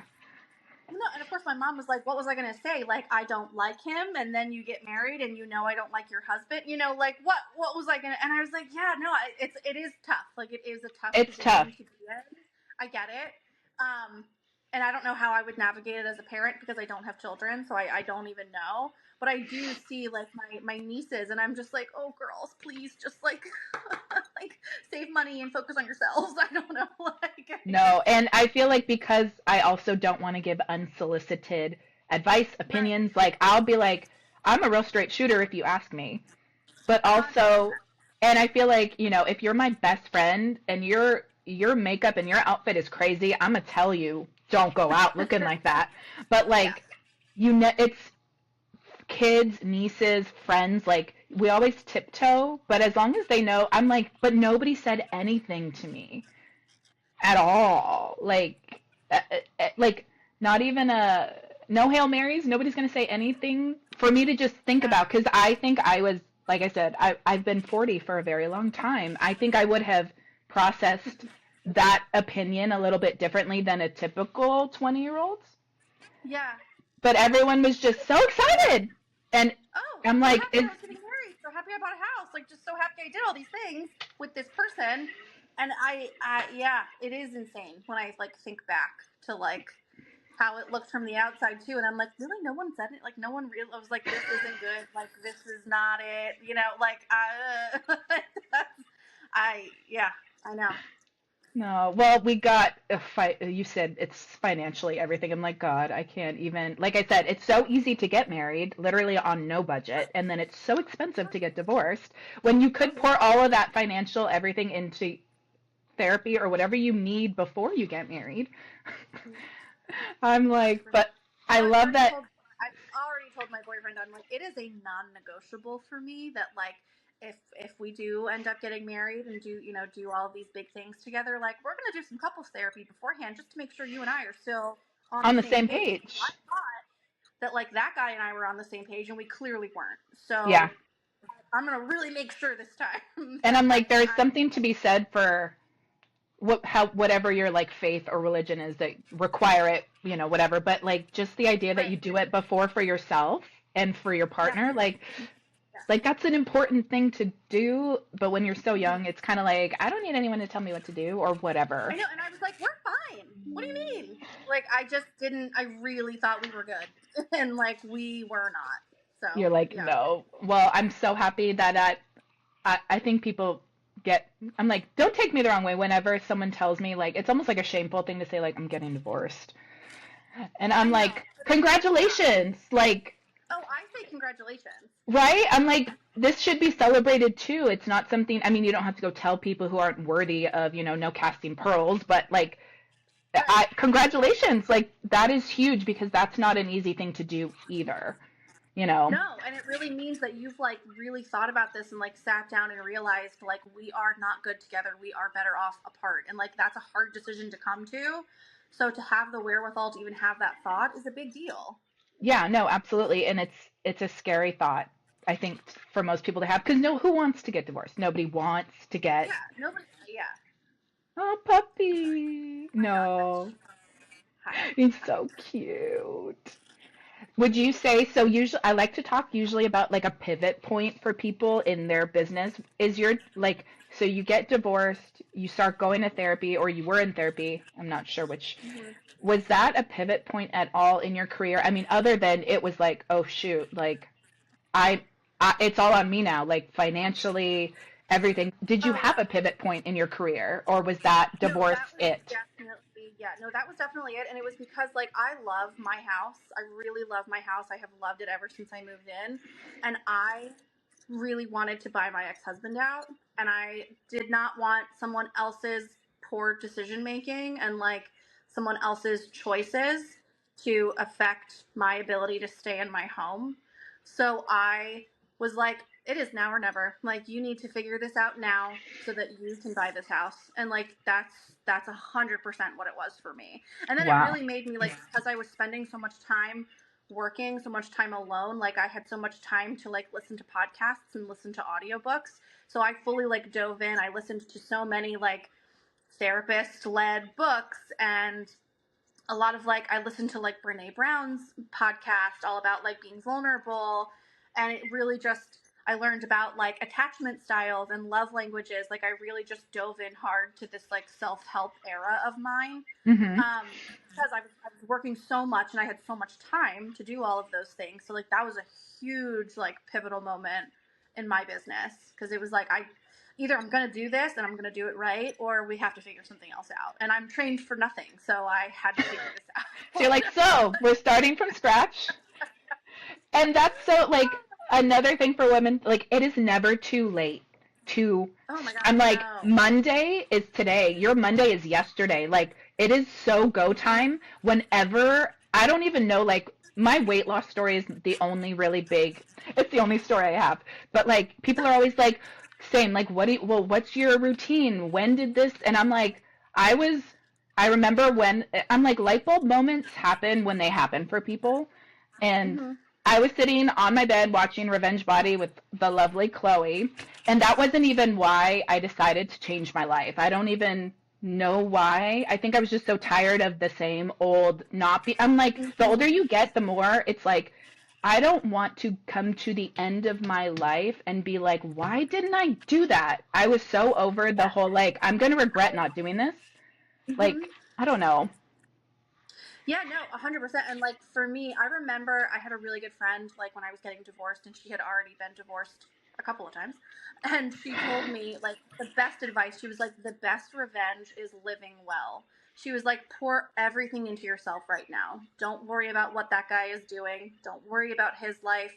It's no longer yours. And I remember being like, okay, like now I'm going to work on myself, because for Yeah. so long I was so like, I feel like my ex-husband had a lot of mental health issues, and I was always so worried about his mood and his well-being, and like going to parties being like, are you good? Are you okay? Being around family, God, I like remember everything. that. Don't you hate that stuff? And it's the Ugh. worst feeling ever. So like I never focused on myself. And I was like, okay, now is the time that like I'm gonna be better, and I'm gonna work on myself. And it just, yeah, I remember like I was literally sitting on the floor, and she told me, she was like, the best revenge is living well, which is such like a simple saying, but it just like really hit me hard. And then I remember someone else telling me like, don't let people live in your brain rent free. Mm-hmm. And I was like, oh, like when I heard that too, I was like, yeah, why am I like giving so much of my thoughts to someone else when like Right. When quite they're hurting me, honestly, not them. like, for the most part, like, any guy friend that I have, I'm like, I remember when I met my husband, we were at a party, and I talked the whole time and he didn't say anything. And I'm like, oh my God, I wonder what he's thinking. Absolutely nothing. He had nothing to say because he didn't have anything to say. Like, guys are not so complex. Um, Yeah. but like, No, you're they're here not. upset. They're really, and that's like not even a dig. Like, ladies, let me tell you, they're not that complicated. So you are overthinking for absolutely no reason. But 100%. when he And I probably wasn't overthinking you, like, No, and it's funny, like, just thinking about that, because I remember, like, when I was thinking, like, no one's going to be attracted to me because, like, I'm curvy and I have weight in areas maybe people don't want weight and, like, whatever. But, like, as I've grown up, I'm like, girlfriend, they're just happy that you're naked. Like, they are just happy that you are there and having a good exactly, time. Like, that is exactly. all that. All the nonsense we think about, they're just so not thinking about. And I'm I like, know. can a friend, like a guy friend, like I have just between guy cousins and like friends, I'm like, so you guys all have the same thing to say. How come not one of you has actually said it to a girl? Like, Yeah, I know. why don't you lead with, but guys aren't thinking about, like, maybe I should They're not share my thinking about thoughts. you. Like, they're They're not thinking about that. Yeah. So we No. still have to dig that out, but Don't dig anymore, ladies. We have figured out the key to guys. We've done it. Trust me. They're really not. Fluctuated in all of my relationships. No one's ever said a thing. They're just happy you're there. Exactly. And the guys that are the ones commenting are probably the biggest douchebags you should stay away from, period. That you don't want to be with. No. Yeah. And I'm like, I don't know what went wrong in their childhood to make them think that that's fine to say stuff like that. But for the most part, guys are like, if they're attracted to you and they're with you, it's because they like you. Like, and you don't have to worry so much about any part of, like, if I dress for my girlfriends, I swear, like, the other day, I straightened one side of my head and forgot the other. And I asked my husband, I'm like, do I look pretty still? He's like, what do you mean? I'm like, 100%. He's like, what do you mean? I'm like, oh my God. Yeah. No, we were getting ready to go somewhere. He looked at me and he's like, are you ready to go? And I was like, look at my face. I have no makeup on. And he's like, problem? He was like, you look great. Let's go. And I was like, yeah, you have no clue. Like, you have no idea. No clue. Zero clue. So when we dress up or when we make choices, it is for ourselves and literally our girlfriends that are actual girlfriends. Because I'm like, my sister and my best friend, if I look, sound, and remarkably being like stupid or like, you see photos from like 16 and your eyeshadow, my God. I asked my mom, I'm like, why did you let me leave the house looking like that? She's like, you thought you were hot shit. Yeah. Oh, I'm scarred now. I'm like, now I get my lashes done. I threw on makeup for you today, and I'm like, I now have a skincare. Like, I have a skincare routine now, so usually I don't wear makeup. Stupid asshole. What's your skincare routine? I can't believe that guy said that. And like, is that a pickup line? I'm like, is that a pickup line? Like, I'm so. I really am not sure what this man's goal was by asking me that. I really were you at the? Still don't know. Did he keep? I'm like, were you at the Renaissance Fair or something? Like, where were you? Like, these comments, no, I'm like. This was just a regular day. I remember I was wearing a navy blue maxi dress. That was it. And he was like, girl, was he like gay? Did he come across metrosexual? No, I'm like, where would this comment have come from? Straight. But it was just the weirdest interaction I've ever had. Like, I don't know. And I remember telling a friend, like, I saw them the next week, and she was like, well, you do have really clear skin. And I was like, yeah, but like, what, like, 40-year-old man or like 50-year-old man comes up to a young woman and says that? That's so weird. It's like, so weird. Do I look desperate and sad? Like, what is this comment? Like, I don't, going from guys don't pay attention to a 40-year-old man who's like, wow, your skincare is really nice. Your pores are so small. But ordinarily, you know. Oh my gosh, that's so funny. I have a huge zit, and I'll be like, oh, Joey, look, it's just, look. And he's like, oh, I didn't even see it. Like, it just truly, just not, like. There's nothing, and I say that with all the love in my heart, that guys, there's not a lot. It makes me feel so much better about when I can literally pause myself when I'm overthinking and overanalyzing over and over. It's like, he didn't have anything to say because he didn't have anything to say. He wasn't, we make up some story in our head, they drive away, and oh my God, I wonder where, and he wasn't thinking anything. He just didn't know what to say. I'm like, oh. No. But girls, like, but I also, like, when you're dating when you're younger, it's like, if it doesn't work out, we automatically internalize what was wrong with me, when that's why you date. He wasn't it and you weren't it, and that's okay. Like, why is there suddenly a problem with you? There's not a problem. You just weren't the one. But some women are not okay with that. Like, because my divorce was really the first breakup I had ever gone through, because we were so young when we met. And I internalized, I was like, well, it's me. I was like, I need to lose weight, and I need to be better at my job, and like, I need to be more fun and funnier, and, you know, or less funny, because I'm intimidating. I literally have had guys tell me when I was dating that they couldn't date someone funnier than them. So. What?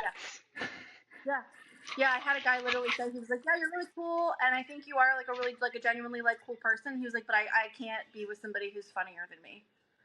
And I was like, well, that's too bad, because sucks to suck. But like, okay. But also, that's a stupid thing to say. So like, I could not No. date in today's world. I've heard stories. I'm like, he Venmoed you for the beer he bought you. Like he invoiced you for the beer he bought you. I'm like, girls, no wonder Yeah. we are so I insecure. fully, I I fully manifested Joey, and like people say what they want to say about that, but I fully, because I was in a relationship before, not my ex-husband, like, but I dated somebody after, and it was not good. It was very, just very complacent. It wasn't going anywhere. I knew it was done. It was just me needing to like end things officially.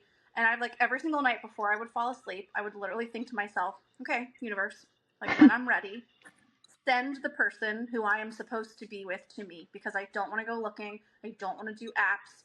I don't want to do any of that. Like, please just send them to me. And then Joey DM'd me on Instagram. Like, that's how we met. So, like, He I just like didn't have to go. randomly came across your page.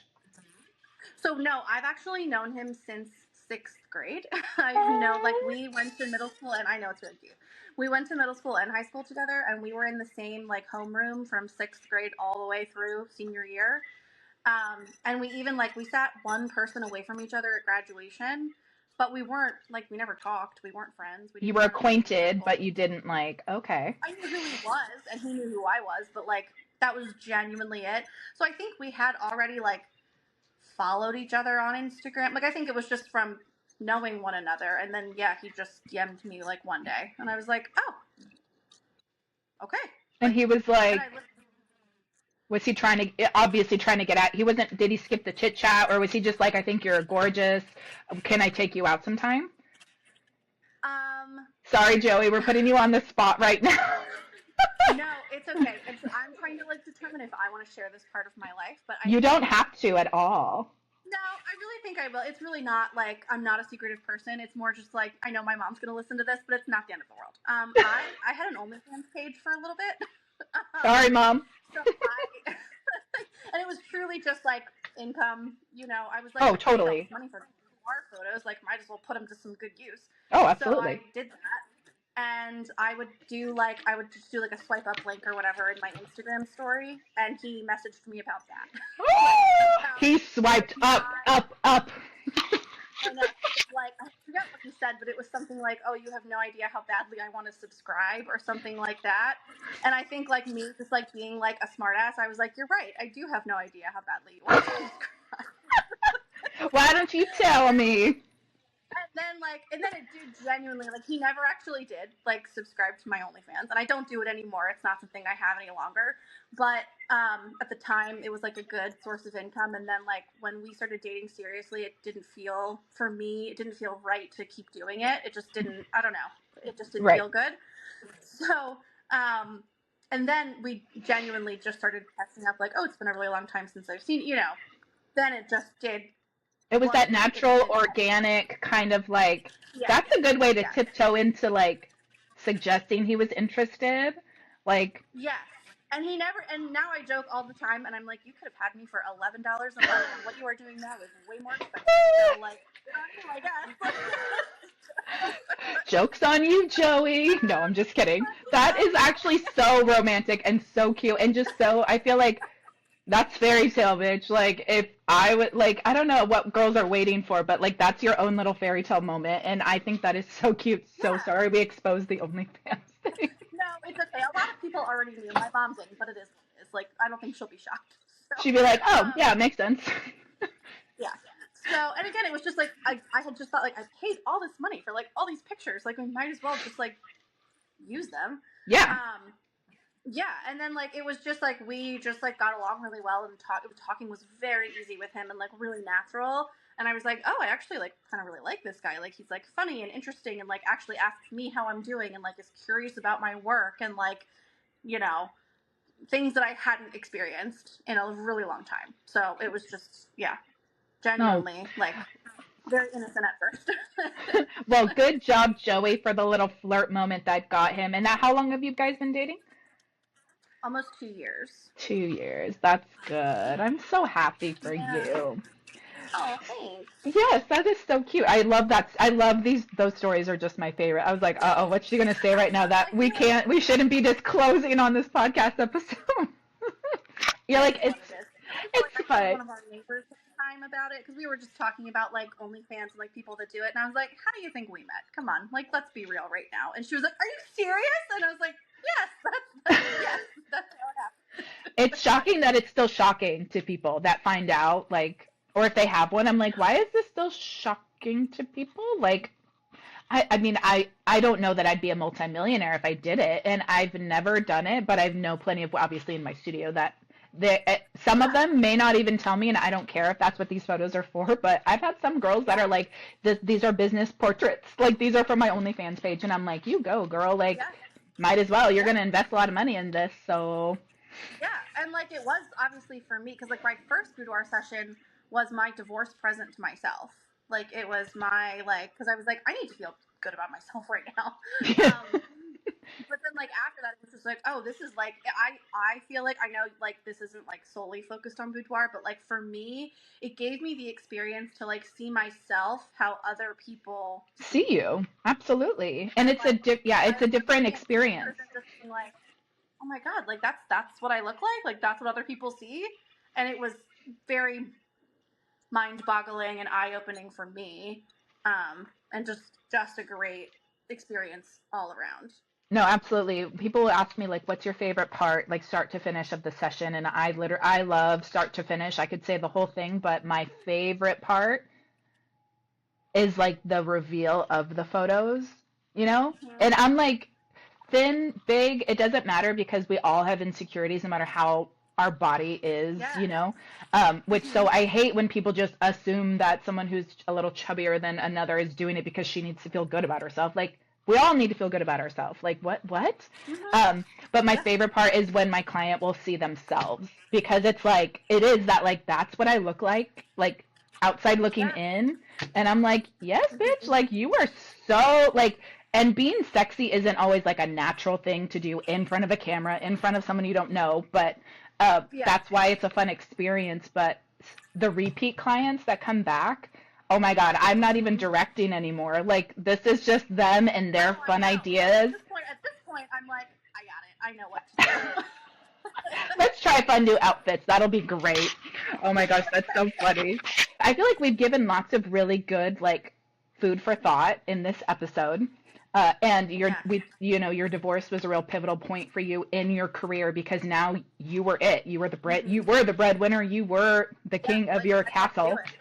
Is there any sort of like if you had to tell anyone in this industry or wanting to become, a silversmith, Mm. is either in your pivotal moment in your business, or I feel like that pivotal moment could have been when you started, but is there any sort of advice? Because some people, it's like they want to do it, but they don't know where to start. Like, is there Yeah. any So I advice would or say any actual, like, here are some steps you should take if this is what you're thinking about doing? yeah, there are so many more resources now than there were when I was starting. Like there are so many great like TikToks that TikTok people that you can follow. And then I learned a lot by watching YouTube videos and Okay. I ordered some like how-to jewelry books that I would just kind of like flip through and read. I did have to like do it myself in order to really learn, but that did help me. Like when I would watch YouTube videos and they would mention a term that I didn't know, I would write it down and then look it up later. And Okay. then I would also like anytime tools were mentioned, I would write them down and then I would put like little tallies next to them every time they were mentioned because that made it seem like okay, these are the important tools that you really really need. And there are so many like beginner silversmithing, beginner metalsmithing kits that you can buy. I don't necessarily like think that's a great idea just because you're going to get a lot of tools that you're never going to use in those kits. Mm-hmm. And I think now too, like you are going to suck when you first start. Like it Yes. is not going to you watch people who've done it for years and you're like, "Oh my god, it's so easy. They're doing it so quickly." But it's going to take a really long time. Like I work very quickly now because I've taken 10 years to learn how to work quickly and because Right. I've taken that time to teach myself and like really perfect what I do. Um, but like you have to be brave enough to suck at something new because it is really disheartening when you make your first piece and you're like, it doesn't look like the picture. You're like, it doesn't look like what I thought it was going to look like. Like, it's just very, very disheartening at first, but then you just keep practicing, and like, you're going to melt your first couple of pieces. You're going to quite literally destroy the materials that you've invested in, and that's part of it. I love that you I love that you said that though. Like, just be brave enough to be the new kid. Be brave enough to suck at something new, because Mhm. we're all new when we start. You just, I think we're so used to the Exactly. highlight reel on social medias that we see, and it's like, I wish, and that's what B-roll's for, but it's scary to suck at something and like to put it out there, like, hey, this sucks, but what do you It think? is, and you have to just keep keep keep going. Especially like if you, I really loved silversmithing, even though I was so bad at it when I first started. That I was like that my like love for it and my love for like learning something new kept me going.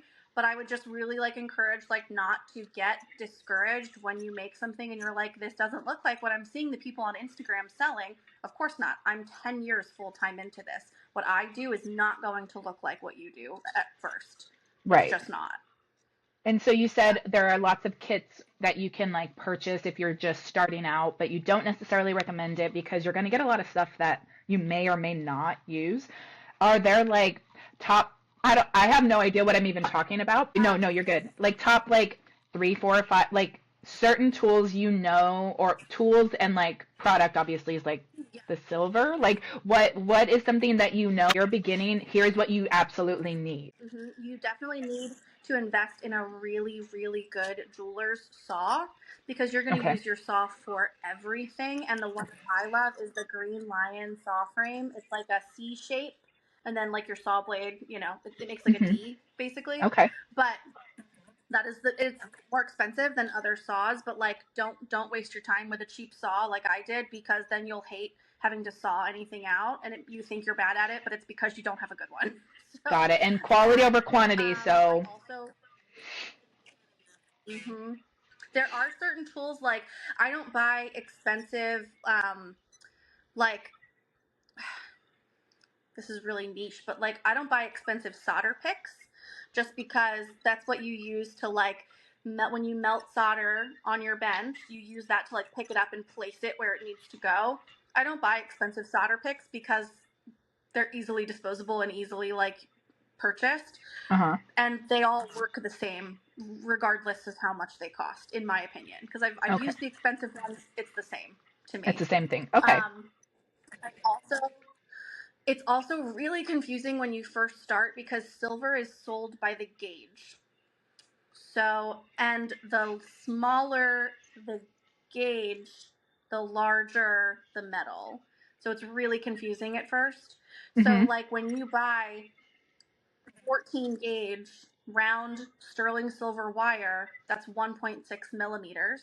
But when you buy 10 gauge, which is a smaller number, but it's actually thicker wire, it's Hmm. 2.4 millimeters. So it's just real, and that just comes with like time and like figuring out what gauge you like to work with and like what you prefer. So there Hmm. are some things that like I'm not going to be able to teach you or tell you what to do because it's all a matter of preference and like what style of jewelry you want to do. So I also suggest, like, when you start buying metal, do not buy a lot at one time because you need to figure out what you like to work with and like what thickness and gauge works for you. So don't Okay. go buy 100 feet of 14 gauge wire if you don't know if you like it. Got. And where do you Yeah. purchase this stuff? I buy everything from riogrande.com, Oh, okay. which is just like a very universal silversmith website. There are others, but that's the one that I prefer, and I've been using it for 12 years now, and it's a really good company. Okay. And good product and all that stuff. Okay. Because I'm like, I know Yeah, people are going to be yeah. Like like, in the can you 12 years mention of where you bought it? Oh, no, no, because like in the 12 years that I've been shopping with Rio, I think I've only ever had maybe like two or three instances of issues, and they've resolved it immediately, and it's never been a problem. Okay, very cool. Okay, see and I'm like, you're talking millimeters, and I don't even know like, I'm like, I don't know Yeah, what we're and that's talking the thing. about. And It's so specific. Like it's so I'm like, specific to I'm like, metalsmiths. Like yeah, to sure. metalsmiths, if you don't know what I'm talking about. I hope all the Yeah, other I feel like, like you were talking. you're like, Yeah. Sure. I'm sitting here like, this is really good advice. It's good advice. I just have no idea what she's talking about. No, of course.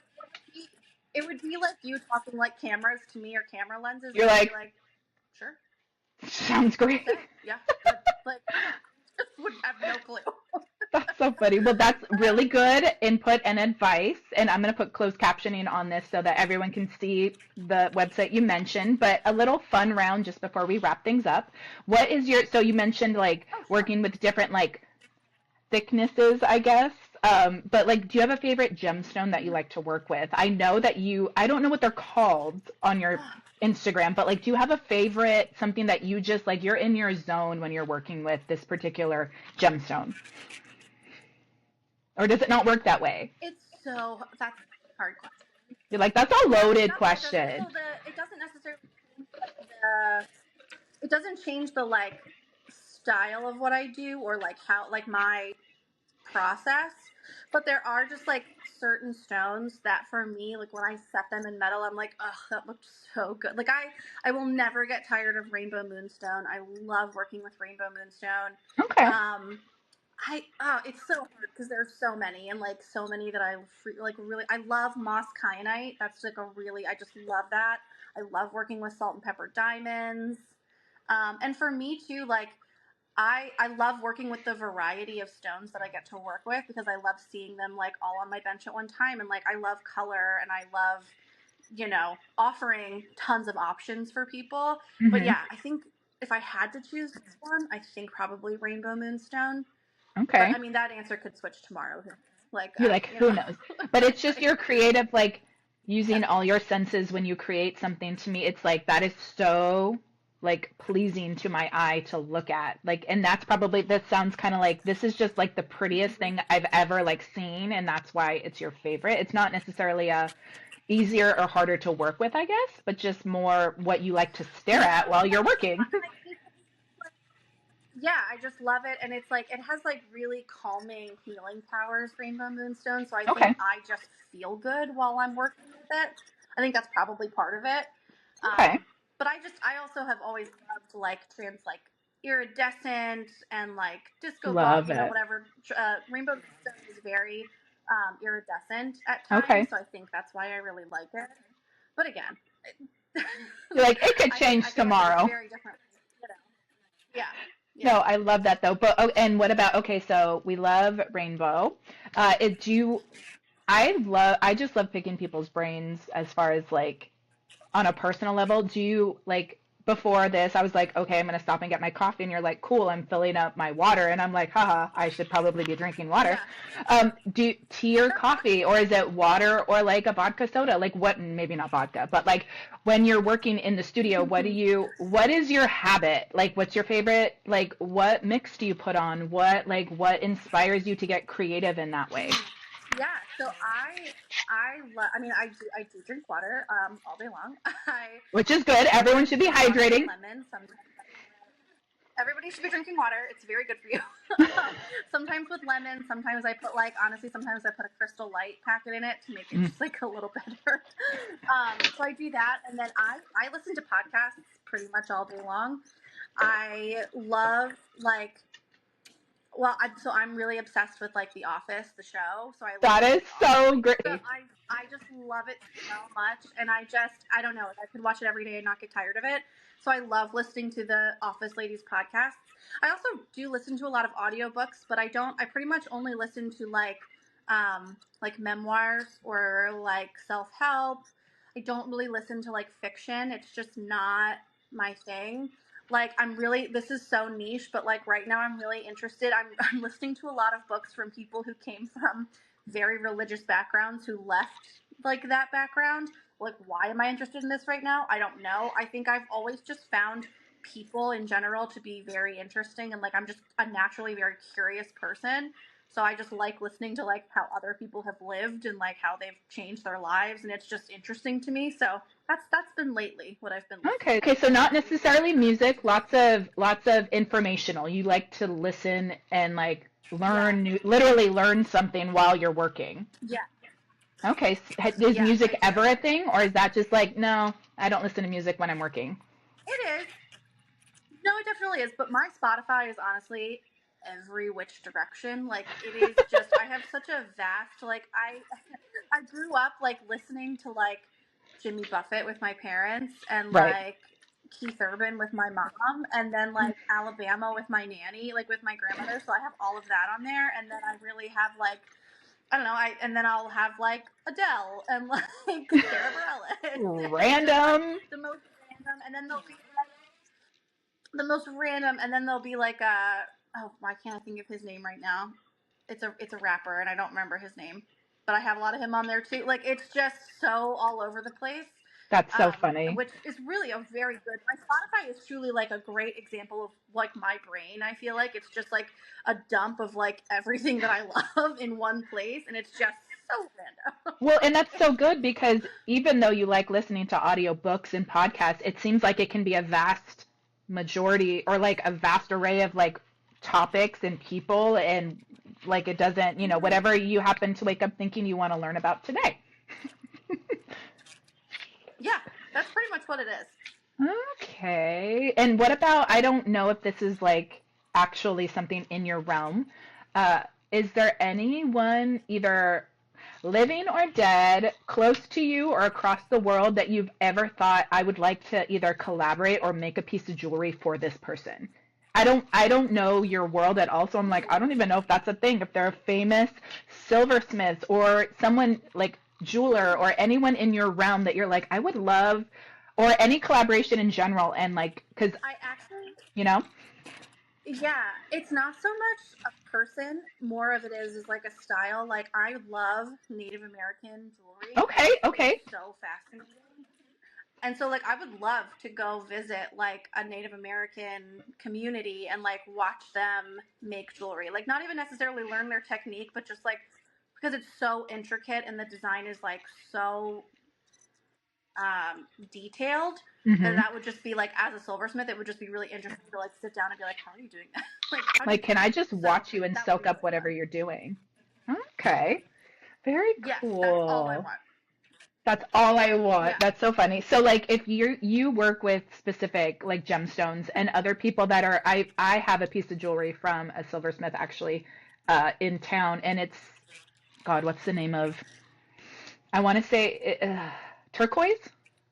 I like totally had a brain fart. Have you ever worked with like turquoise and anything like that? I don't know that I've ever seen any on your page. I think like gemstones are where you tend to live, but is turquoise a gem? Like I sound so silly. I'm like, I don't know anything about what I'm even saying right now, but I Oh love yeah, my yeah, yeah, no, turquoise for sure. I pieces. think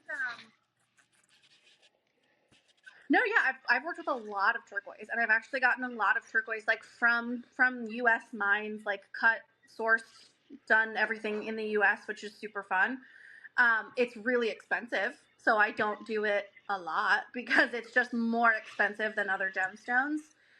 And then sometimes like the the turquoise community is pretty insane, and I Oh, so don't there's a know community. a lot Okay. about it, but like the mines, oh yeah, the mines are like privately owned and it's very controlled about like what is brought out of these mines and like what is used and what is not. So like I don't even know a ton about it. I just it's a very like tight community and it's hard to get into. Um Oh, so it's and like a if you club. don't It's a know like the club. turquoise, like if you live like if you live in like Arizona, New Mexico, you're a lot closer to the turquoise community than I am. So Hmm. like I can't just like go downtown and like go to a turquoise shop because that's not what we have here. If Right. you live somewhere in that area, it's a lot more easily accessible to them than it is for me. Okay. Okay, so there are communities of, I'm like, I don't know Yeah. how any of this works because, like I said, Oh I'm yeah. in California and like we are, coastal cowgirls around here. So lots of turquoise, lots of silver, not even lots of silversmiths here. Like I know that there are at least two or three in my town and I have purchased from one and it's amazing work that she does. But if I ever wanted to, I keep telling you I need to order because I do. If I wanted, do you do custom orders? Like if I was like, hey, I know that you're not turquoise community based, but if I wanted turquoise from you, would you like custom make it for me? Or is it like, Oh not yeah. really what I do? Absolutely. Oh, okay. Yep. Okay, Yeah, that's definitely. cool. I don't care what the gemstone is. Like, if you have some request, we can definitely do that. For me, it's like when I get the request and some people send me a picture of like something, and I'm like, that doesn't look anything like what's on my Instagram page. Like, that's not anything close to what I do. Yeah. So there are like stipulations to it, but like any gemstone is fair game. Gotcha. As far as style goes, like, yeah, someone sends you an inspirational photo, and you're like, how do you get that out of this? Like, that's not what anything that is what I Exactly. Like, if do. you send me yeah, if you send me like a Native American design, it's like, nope, not gonna happen. Got it. So it's But more like whatever I design always encourage people to specific. do who want customs, I'm like, so I'm like, take Got a it. gander through my Instagram, get an idea of something you like, and then we can go from there. Like, choose something from my collection of what I have done, and then I gotcha. Yes, Okay. from my world. Yes. Okay. Well, before we wrap up, I just like to be able to let my guest let us know anything that's going on, anything we haven't talked about that you'd like to touch on. Do you have any I hope people follow you. I hope people take a look at your story and want to, buy all the things because we're always trying to make money, right? But is there anything we haven't talked about or any last words of wisdom you'd like to give to us before we wrap up? Let's I think just like the advice that I had gotten or that I saw that I really like live by is that like when you first start a business and you're trying to showcase what you do or advocate for yourself, like it is so you're like, this is the most cringy thing I have ever done in my entire life because it's really hard to like I say sometimes I'm like I'm so sick of myself because I will constantly talk about myself all day long on Instagram. Like, Yeah. but I think the advice I would give is just like be cringy. Just do it because Dude, that is eventually it will so all feel great. cringy and like you're gonna find your people. Yeah, and like you're gonna find the people who love you, and you're gonna find the people who don't think you're cringy and who really resonate with you. And I also think like I don't love that people are like business isn't personal because yes, it is. I'm like, Everything I for do in this business is so personal, and like yeah, and like I think people enjoy the fact that I do share so much of myself on social media because they know they're buying from a person and they know who like it's like I'm their like internet friend who they see on Instagram and like that's how exactly. I met our mutual connection. I met Yes. Kelly from Instagram and like I've talked with her all the time since like 2017. That So is a wild. I'm so, I because I know, I asked her, I'm know. like, have you guys like, she's like, no. I'm like, oh, okay. But she was like, you would love her. She just knows me. So she's like, you would love her jewelry. You would just love her. Like, she's so cool. And I love, like I said, not that I'm trying to line my Oh, podcast up with women from like far away, but I love that I feel more of a woman of the world just knowing people everywhere. Her like, oh, okay, like that's cool. Um, but do the cringy stuff. I saw something and it literally it said exactly that. Like be like let it be cringy and do it anyway. To a degree. For me it's talking like this on my Instagram page because I've seen some reels where I'm like these grown ass women are doing this because why? Like some things are cringy to a point that I can't endorse it. I can't do it. Um, but just sharing who you are as a person because I want to mm-hmm, invest in you just like I feel like you're investing in your audience. So thank you for mm-hmm. showing your beautiful face all the time because I quite honestly probably wouldn't have even I'm the first thing I do when I go to an Instagram page is I'm looking for who owns this business. I'm looking for who is this person. So I love that you're cringy all over Instagram. It's not cringy to me. Can you hear me? I'm so sorry. Oh, it's okay. Here we go. Okay. Um, We've been having yeah, I internet don't know. delays, As far as people. like things I have going on, there it is. There, okay. I think as far as like the things I have going on are just really more for like local people because I do have my big like open house coming up in the Friday before Thanksgiving. But again, just for like local folks. Hmm. But I also do I do some fun like holiday sales on my Etsy, so like keep an eye out for them. And following me on Instagram is really the best place because that's where I post everything pretty much first. And my Instagram is Okay. Simply Bold Metalsmith. Yeah. Simply Bold Metalsmith, and I plan on sharing you all kinds. I'm gonna, drop a little teaser here and there, and I will tag you so that you can have it, and I'll send you Oh. because I post out to YouTube, so that's where this will end up before I call and edit and make sure that all the ums are taken out and all the Okay. things that I do. But so Instagram, like you said, you have holiday sales that will come up. You have the in-person stuff, obviously, that's for people who are where you are, but you do run like sales and specials. I can find your Etsy account. I don't even know why I didn't think you wouldn't have had an Etsy account. Um, I'm like, I don't even know. Like, I'm just really bad at that when it comes to sales and stuff. But I will make sure that I tag you here. So I'm going to say thank you so much for joining me Okay. today and literally giving us your life in a little bit Oh, of thank you an so audio much for bite. having me. It was so much Yes, fun. this was fun, and this was us like officially meeting. So I'm like, I feel like I'm on a first date. This is so much I fun. know. And I'm so excited that your mom's going to watch it. Like, this podcast On for a date me and is dinner, but now that we dropped a bomb. But oh, if you do not want the light in which I am under to change, do not watch this. No. I think your family sounds pretty cool. So I'm gonna exactly. You know, ex- if you don't want to think of me as a 30-year-old independent woman, then don't listen don't to me. watch things. Perfect. I will talk to you soon, Lizzie. Thank you so much.